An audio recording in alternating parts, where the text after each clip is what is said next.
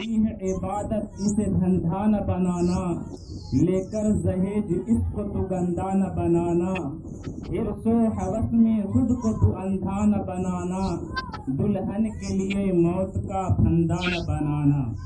सामईन मुकर्रम, अल्लाह जल्ल जलालहू का बेहद एहसान और उनका फजल है कि अल्लाह तबारक व तआला ने निकाह की मुनासबत से हमें और आपको यहाँ जमा फरमाया है।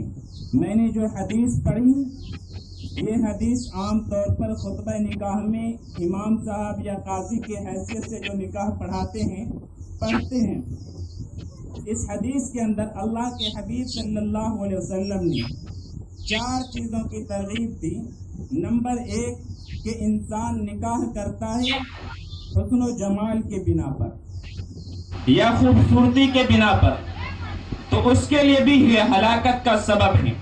और दूसरे नंबर में फरमाया तुनकाहुल मरअतु लिअरबैन लिमालिहा व लिहसबिहा, या माल के लालच में निकाह करता है, अल्लाह जल्ल जलालहू उसको जिल्लत और रुसवाई के सिवा कुछ नहीं देता है।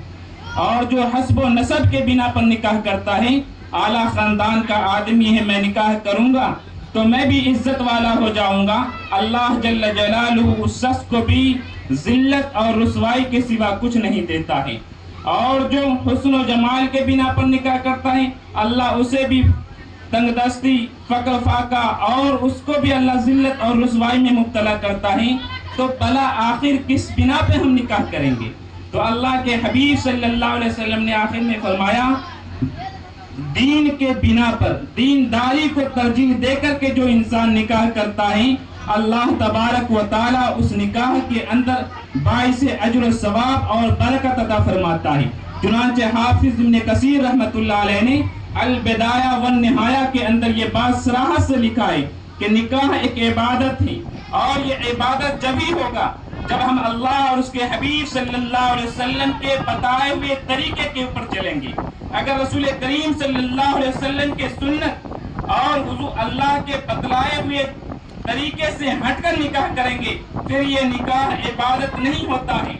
मेरे भाइयों, इसलिए जरूरत इस बात की होती है, अल्लाह के हबीब सल्लल्लाहु अलैहि वसल्लम ने फरमाया, इन आज़मन निकाही बरकतुन ऐसरहु मऊना, कि सबसे बेहतरीन निकाह, बरकत वाला निकाह वो ये है कि जिसके अंदर कम से कम अखराजात हो, कम से कम खर्चा हो, नामो नमूद के लिए या किसी और गर्ज के लिए, शोहरत के लिए, कुछ भी खर्च।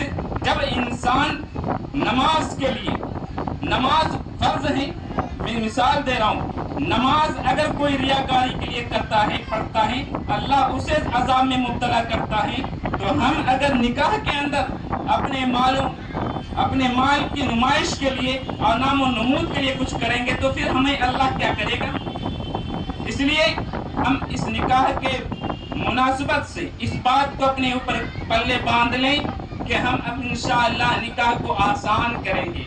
क्योंकि मैंने जो शेर कहा था, शादी है इबादत इसे धंधा न बनाना, लेकर जहेज इसको तू गंदा न बनाना, हिर्सो हवस में खुद को तू अंधा न बनाना, दुल्हन के लिए मौत का फंदा न बनाना। सामईन किराम, बेशुमार लड़कियां इसलिए कि वो निकाह की उम्र को पहुंच चुकी है, और जब माँ बाप उस फूल जैसी बेटी को किसी अज़दवाजी जिंदगी से मुंसलिक करने के लिए चाहता है, माँ बाप के ख्वाहिशात को जहेज के मुतालबात वहीं पर मार कर रख देता है। इसलिए हम निकाह को आसान करेंगे तो हमारा सुन्नत तरीका जिंदा होगा, और वरना ये दीन हम वहीं जा रहे हैं जहां जिसको मिटाने के लिए अल्लाह के हबीब सल्लल्लाहु अलैहि वसल्लम पैदा हुए थे, जिसको मिटाने के लिए अल्लाह के हबीब सल्लल्लाहु अलैहि वसल्लम को इस दुनिया में मबऊस किया गया।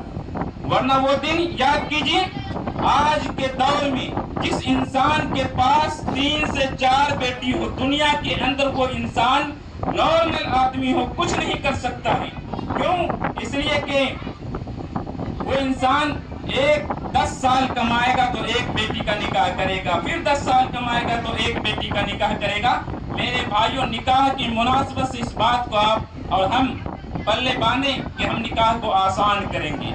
अल्लाह सुब्हानहू व तआला ہم سبوں کو کہنے سننے سے زیادہ عمل کی توفیق نصیب فرمائیں. آمین. وآخر دعوانا الحمدللہ رب العالمین.